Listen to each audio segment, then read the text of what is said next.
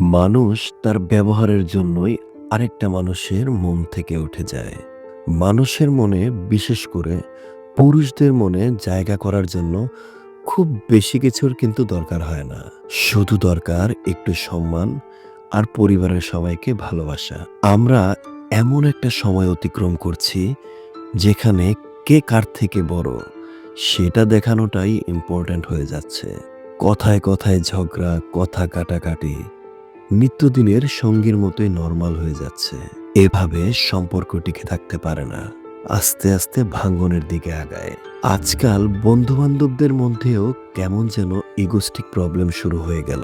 কে কাকে কিভাবে ছোট করে দেখাবে, এটাই যেন একটা ট্রেন্ড হয়ে যাচ্ছে।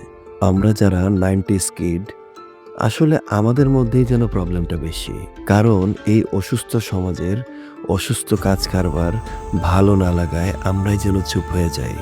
এখনই সময় পারিবারিক শিক্ষা দিয়ে আপনার সন্তানকে গড়ে তুলুন এবং তার ভেতরের বিবেক বুদ্ধির সঞ্চার ঘটান, যাতে মানুষকে মানুষ মনে করে।